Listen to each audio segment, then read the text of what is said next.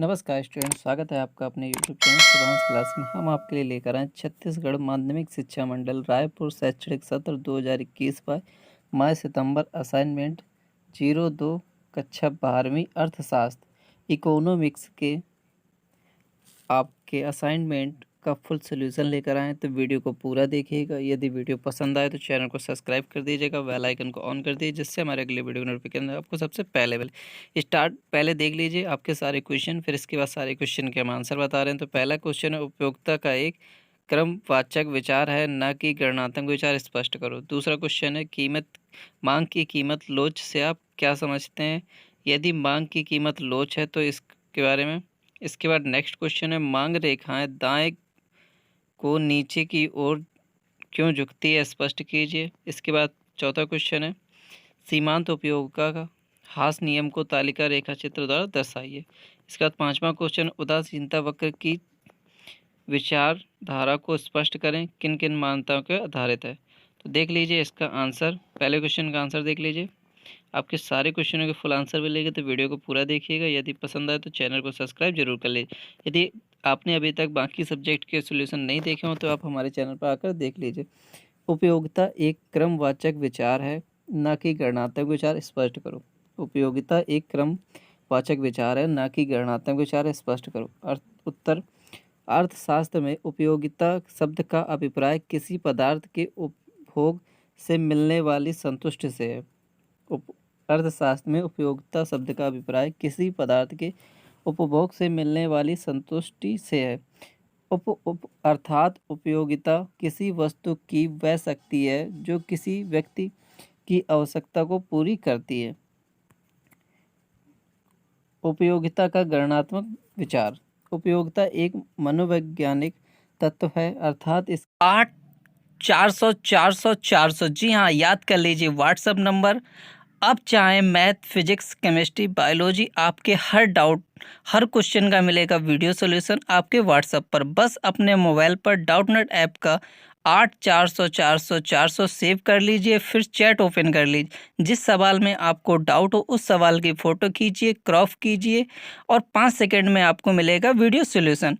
6 से 12 IIT, JEE mains, CBSE board, बाकी सभी स्टेट की फुल क्लासें मिलेंगी आपको। जल्दी से सेव कर लीजिए 8 400 400 400। इसका संबंध मन की भावना से होता है, जिसे अनुभव किया जा सकता है। इसका कोई मूर्त रूप वह आकार नहीं होता है जिसे स्पर्श कर सकें। इसको मापने का कोई पैमाना या यंत्र भी नहीं होता, परंतु मार्शल उपयोगिता को द्रव के माध्यम से नापने की बात करते हैं।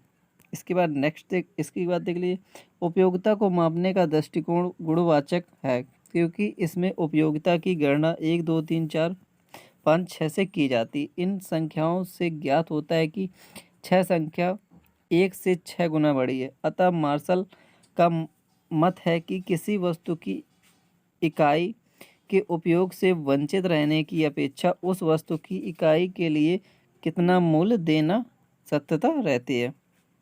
इसके बाद नेक्स्ट देख लीजिए, क्रमवाचक विचार। क्रमवाचक विचार क्या है? इस दृष्टिकोण से हम सार्थक, हिक्स, एलन व पैरेटो है, ये सभी मार्शल के गुणात्मक विचार से सहमत नहीं है। इनके अनुसार उपयोगिता मापनी नहीं है। इसके लिए मार्शल के विचार असहमति व्यक्त करते हुए निम्न तर्क दिए। पहला तर्क इनका, उपयोगिता एक मनोवैज्ञानिक धारणा है जिसे किसी मापदंड से मापा जाना संभव नहीं है। दूसरा देख लीजिए, प्रोफेसर मार्शल ने उपयोगिता को मापने के लिए द्रव्य के पैमाने को स्वीकार किया है, परंतु यह कोई प्रमाणिक पैमाना नहीं है। उपयोगिता भिन्न भिन्न व्यक्तियों के बारे में भिन्न भिन्न नहीं होती है, क्योंकि वह केवल किसी एक व्यक्ति के बारे में भिन्न होती है। चूँकि उपयोगिता बदलती रहती है, अतः बदलने वाली तत्व का मापन संभव नहीं है। क्वेश्चन नंबर दूसरा है, मांग की कीमत लोच से आप क्या समझते हैं? मांग की कीमत लोच से आप क्या समझते हैं? मांग की कीमत लोच, कीमत में होने वाले प्रतिशत परिवर्तन तथा मांग में होने वाले परिवर्तन के अनुपात को मांग की कीमत लोच कहते हैं।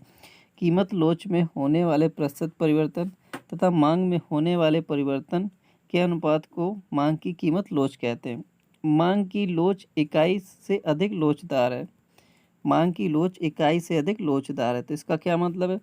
परिवर्तन के फलस्वरूप मांग में होने वाला परिवर्तन अधिक होता है, उसे मांग की लोच इकाई से अधिक लोचदार कहा जाता है। चित्र OX का मांगी गई मात्रा तथा OY की कीमत को दर्शाया गया। तो देख लीजिए फिगर,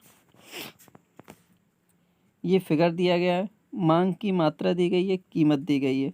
ये Y अच्छा है, ये X अच्छा है, ये S बिंदु है, ये Q बिंदु है, ये R बिंदु है। तो इसे फिगर को बना लीजिए, सचित्र आपको बताना है तो इसे फिगर को बना लीजिए। यदि वीडियो अच्छा लग रहा हो तो चैनल को सब्सक्राइब कर दीजिएगा, बेल आइकन ऑन कर दीजिएगा, जिससे हमारे अगले वीडियो की नोटिफिकेशन आपको सबसे पहले मिले। तथा DD मांग वक्र OP कीमत पर OR मांग की जाती है।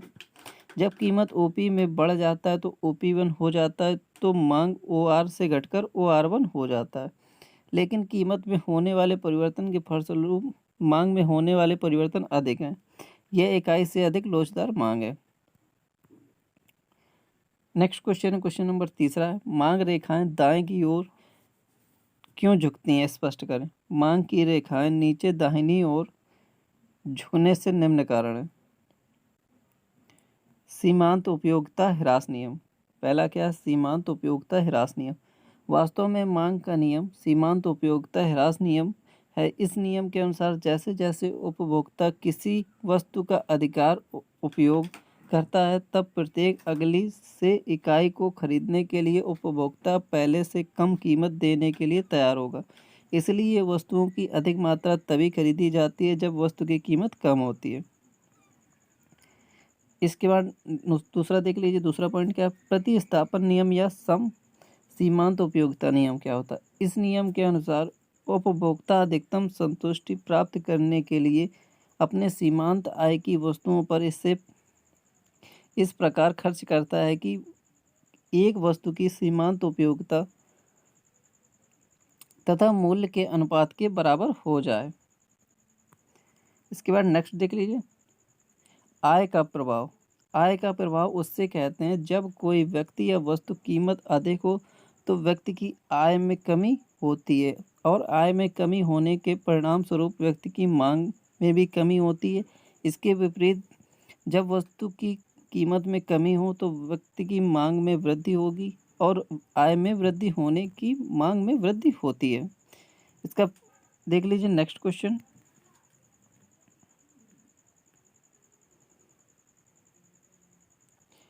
इसका नेक्स्ट पॉइंट क्या है?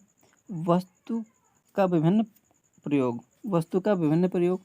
वस्तु का विभिन्न प्रयोग से अभिप्राय यह है कि जब किसी वस्तु की कीमत में वृद्धि होगी तो उस वस्तु की मांग में भी कमी आएगी। इसके विपरीत जब वस्तु की कीमत में कमी आएगी तो उसकी मांग में भी वृद्धि होगी। नेक्स्ट क्वेश्चन देख लीजिए, क्वेश्चन नंबर 4 है, सीमांत उपयोगिता ह्रास नियम को तत्कालिक एवं रेखाचित्र समझाइए। तो ये सीमांत नियम क्या है? सीमांत उपयोगिता ह्रास नियम यह नियम बताता है कि जैसे जैसे वस्तु की अधिक इकाइयों का उपयोग करते हैं वैसे वैसे उत्तरोत्तर इकाइयों से प्राप्त सीमांत उपयोगिता क्रमशः घटती जाती है। यद्यपि हर अगली इकाई से मिलने वाली उपयोगिता घटती है, लेकिन कुल उपयोगिता बढ़ती जाएगी, परंतु कुल उपयोगिता में वृद्धि की दर घटती जाएगी। यदि वीडियो पसंद आ रहा हो तो चैनल को सब्सक्राइब करें, बेल आइकन को ऑन कर दें। उपभोक्ता की गई आइसक्रीम।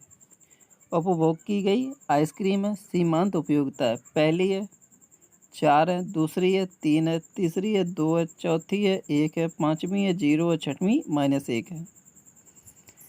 तो उपरोक्त तालिका से स्पष्ट होता है कि आइसक्रीम पहले कप से 4 इकाई सीमांत उपयोगिता प्राप्त होती है, दूसरे कप से 3 सीमांत उपयोगिता प्राप्त होती है, तीसरे से 2 कम इकाई और चौथे से 1 इकाई सीमांत उपयोगिता प्राप्त होती है। इस अवस्था में उपभोक्ता की आवश्यकता पूर्णतः संतुष्ट हो जाती है, इसलिए आइसक्रीम का 5वां कप शून्य सीमांत प्रदान करता है। यदि उसे छठा कप लेने के मजबूर किया जाए तो शायद उसकी पाचन शक्ति बिगड़ जाएगी। अन्य शब्दों में उसे ऋणात्मक उपयोगिता प्राप्त होती है, अर्थात छठे कप से उसे असंतुष्टि मिलती है। यदि आपको वीडियो पसंद आ रहा हो तो चैनल को सब्सक्राइब कर दीजिएगा, बेल आइकन को ऑन कर दीजिएगा। यदि आपने अभी तक बाकी सब्जेक्ट के फुल असाइनमेंट सॉल्यूशन नहीं देखे हो तो आप जल्दी से हमारे चैनल पर आकर देख लीजिए। ये तो ग्राफ है -1 0 1 2 3 4। इस साइड देख लीजिए 1 2 3 4 5 6।